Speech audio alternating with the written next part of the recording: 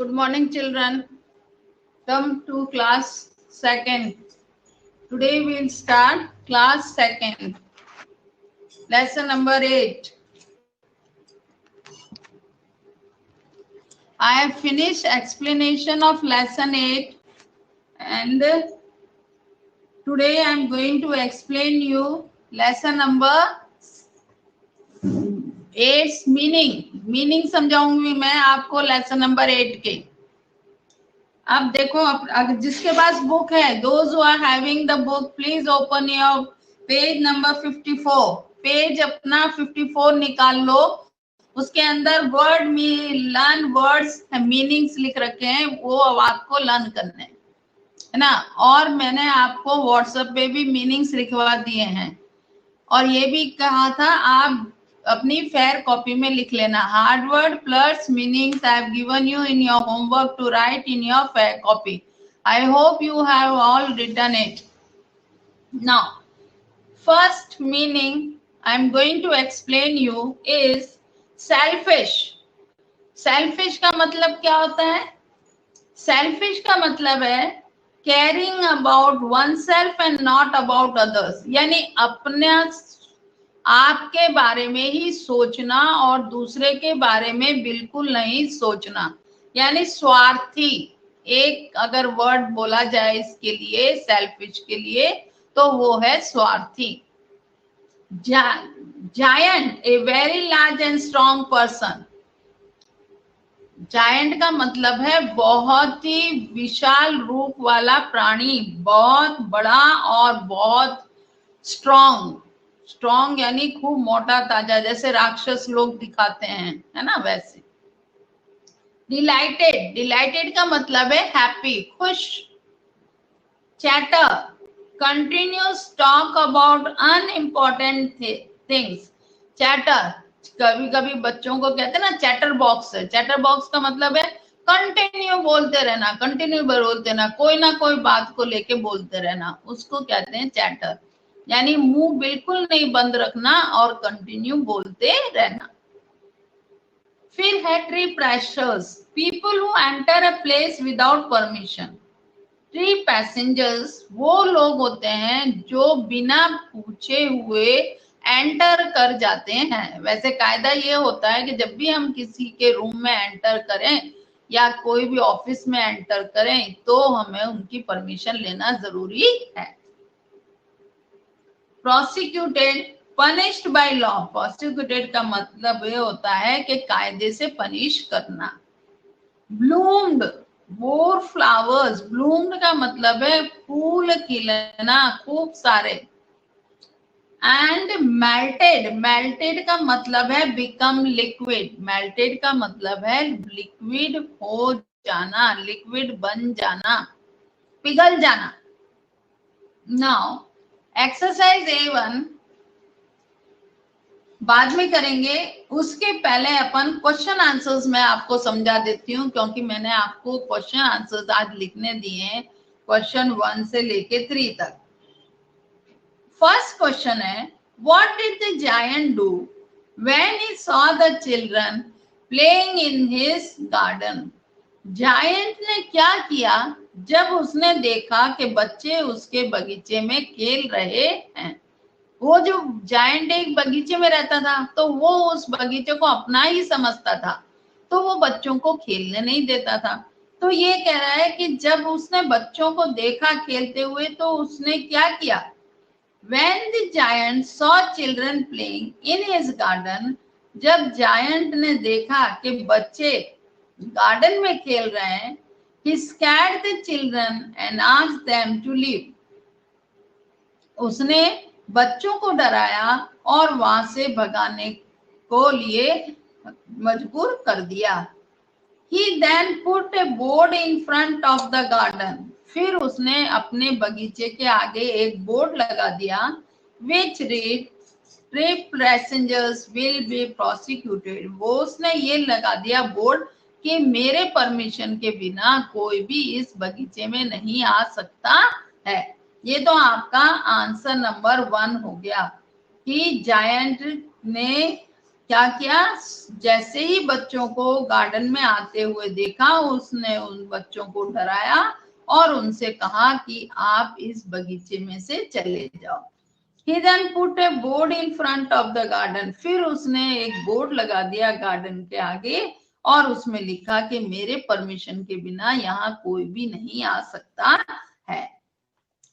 Number 2, who was the boy? Boy, जो बच्चे जो भाग गए थे उसको डर के देख के, डर के मारे, उसमें से एक बच्चा रह गया था छोटा सा। तो वो बच्चा कौन था? Who was the boy? The boy was Jesus Christ. वो जो बच्चा रह गया था वो जीसस क्राइस्ट थे। जीसस क्राइस्ट यानी जानते हो ना, क्रिश्चियनों के भगवान, उनको जीसस क्राइस्ट बोलते हैं। ये दो आंसर सबको समझ में आ गए? Have you understood this two answers everybody?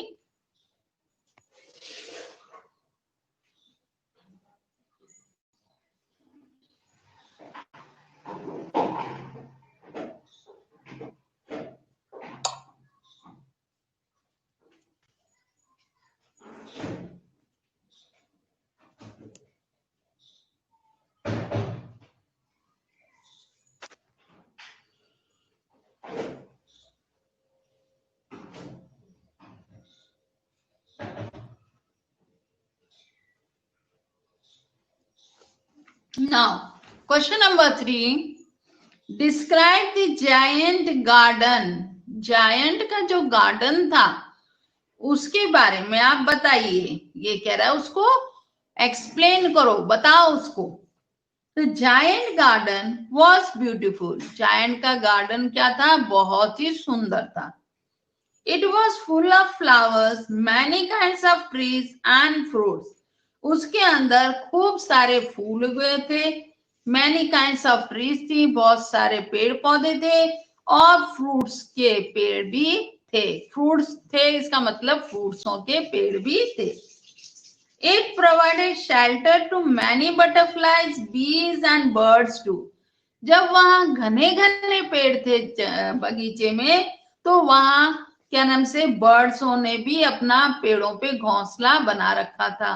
इसी तरह से मधुमक्खियों ने भी उस पर छत्ते बना रखे थे अपने। और जब फ्लावर्स थे, वहां खूब सारे फ्लावरों का बगीचा भी था, तो वहां बट नेचुरल बटरफ्लाईज तो आएंगी, क्योंकि बटरफ्लाईज क्या करती हैं? फ्लावर्सों का रस चूसती हैं। आ गया आंसर नंबर 3 समझ में? एक बार फिर से बोलती हूँ। Describe the giant garden. Giant का गार्डन को डिस्क्राइब करो। The giants garden was beautiful. बहुत ही सुंदर गार्डन था उसका। It was full of flowers. उसका गार्डन फूलों से भरा हुआ था। Many kinds of trees. वहां पेड़ भी बहुत सारे थे। एंड फ्रूट्स, और फ्रूट्स भी थे।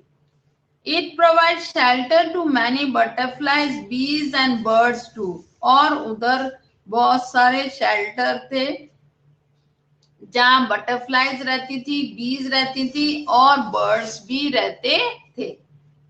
What happened to the little boy who could not run away?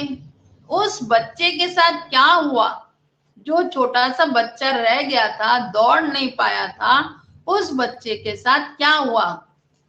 The little boy who could not run away stood at a corner. जो बच्चा वहां दौड़ नहीं पाया था, वो एक तरफ कॉर्नर में खड़ा रह गया। क्राइंग, और वो जोर जोर से रोने लगा डर के मारे। The giant picked up the boy. Giant ने उस बच्चे के पास गया और उसको जोर से अपने एक पंजे में पकड़ लिया।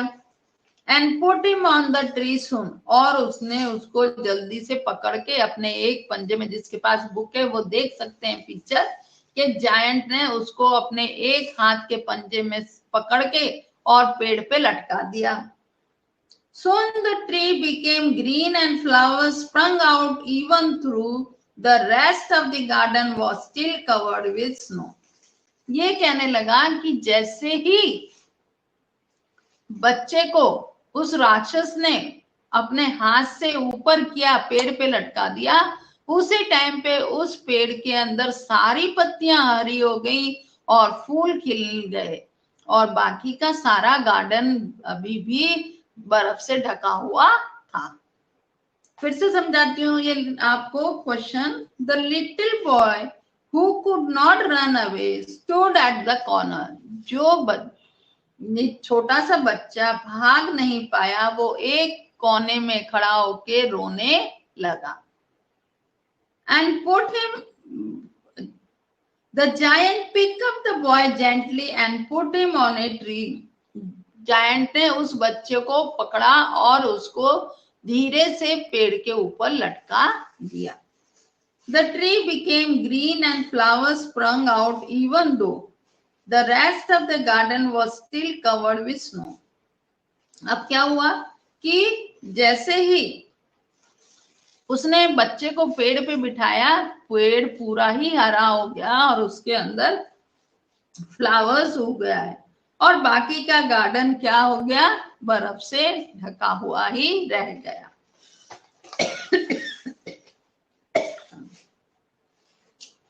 अब आ जाओ क्वेश्चन नंबर 5 पे।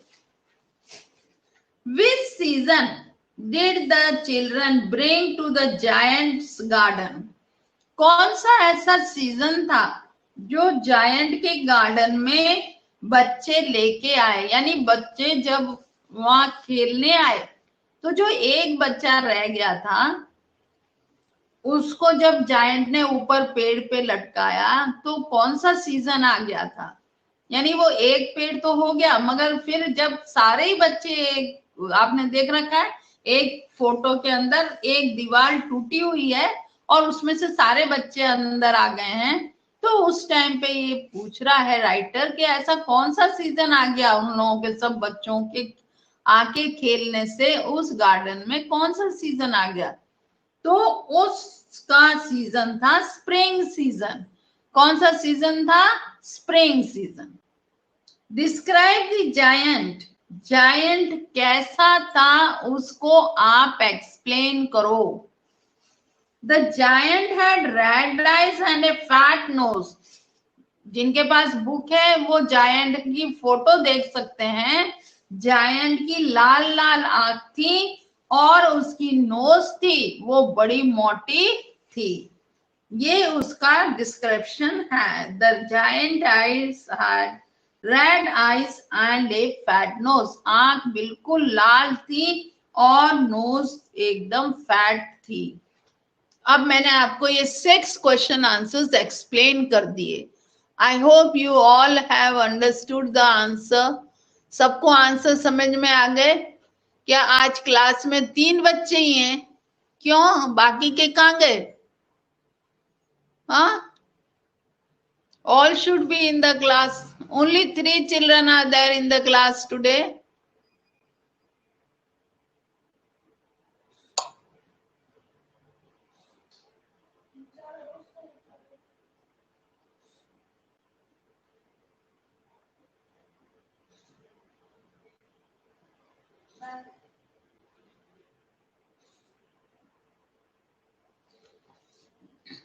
Now, come to exercise A1. Exercise A1 पे आते हैं अपन। Those who are having the books, keep your pencil in the book and mark it. अपनी पेंसिल हमेशा बुक के पास रखा करो और जैसे ही अपन एक्सरसाइज करते हैं राइट और रॉन्ग की या चूज द करेक्ट आंसर की, तो फौरन पेंसिल लेके और टिक कर लिया करो, तो आपका वर्क हल्का हो जाएगा। Choose the correct answer. Exercise 1 page 54। Open your book page number 54। Page 54 निकाल लीजिए अपने बुक की। फर्स्ट है which is true. Children always used to play in the giant's beautiful garden. बच्चे हमेशा खेलते थे जायंट के ब्यूटीफुल गार्डन में। Children played in the garden only before the giant found out about it. Children जब खेलते थे जब वो देखते थे जायंट को। या giant played when the children the first time they enter his garden, या जायंट को बच्चों ने जब देखा जब फर्स्ट टाइम वो गार्डन में एंटर हुए। इसमें से तीनों में से कौन सा राइट है?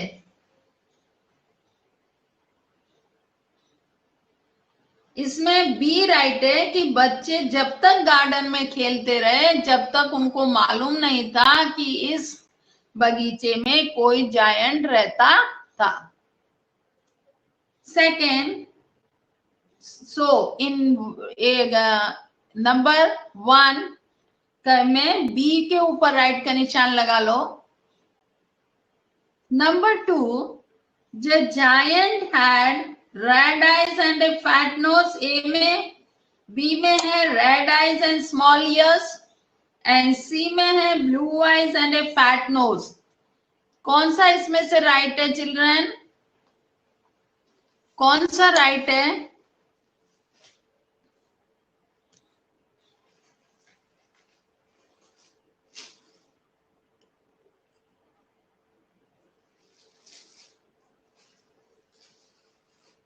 इसमें ए राइट है।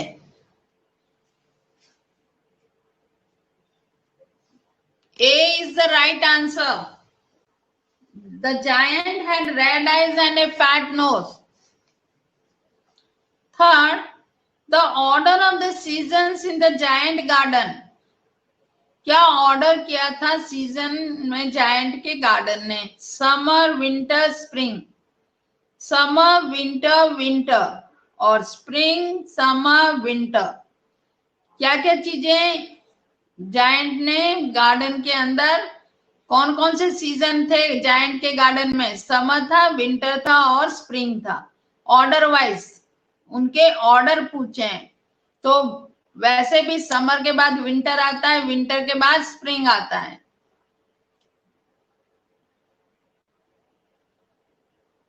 जायंट के गार्डन में।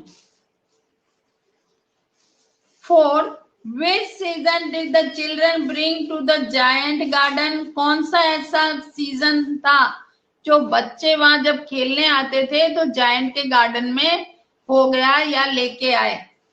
Winter, spring, summer. Winter, spring और summer. B is right. Spring season आ गया था ना, बर्फ सारी हट गई थी और क्या आ गया था उसकी जगह? फूल खिल गए थे सारे बगीचे में। Second, the little boy who could not run away was, जो छोटा सा बच्चा जो तेज नहीं भाग सका वो कौन था? द जायंट सन, जायंट का बेटा था, जीसस क्राइस्ट थे, या एन ऑफन, या फिर एक ऑफन थे। कौन थे वो?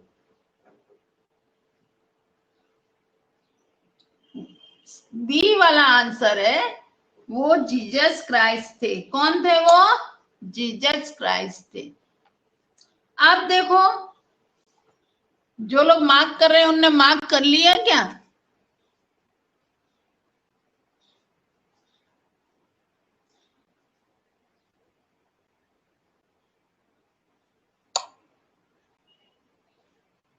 Okay, children. Now, write 2 sentences on the giant. One sentence will be about the giant when he was selfish, and one about the kind giant. You can look in the strip for hints. अब देखो, इसमें आपको giant के 2-2 sentence बनाने हैं। ये आप अपनी रफ कॉपी में कर लेना ये काम, ये फेयर कॉपी में करने की जरूरत भी नहीं है, ना इसमें बुक में करने की जरूरत नहीं है। ये मेक सेंटेंस के फॉर्म में आप कर लेना इसको। क्वेश्चन आंसर्स मैं आपको करा दूंगी आज। 3 क्वेश्चंस दूंगी। तीनों क्वेश्चन के पहले तो आपने लेसन नंबर लिख लिया होगा फेयर कॉपी में, फिर उसके बाद आपने हार्ड वर्ड्स लिखे होंगे, हार्ड वर्ड्स के बाद मीनिंग्स लिखे होंगे, और आज अपन क्वेश्चन नंबर 3 उस पे लिखना है आंसर द फॉलोइंग क्वेश्चन मैंने लिख रखा है, और क्वेश्चन नंबर 1, 2, 3 आप सुंदर गुड हैंडराइटिंग से फेयर कॉपी में लिखेंगे। And when ever you get the time you start learning also, जब जब टाइम मिले तो एक एक क्वेश्चन लर्न भी किया करो, ये नहीं कि सिर्फ लिख के और बैठ जाओ, मीनिंग्स भी लर्न करने हैं आपको।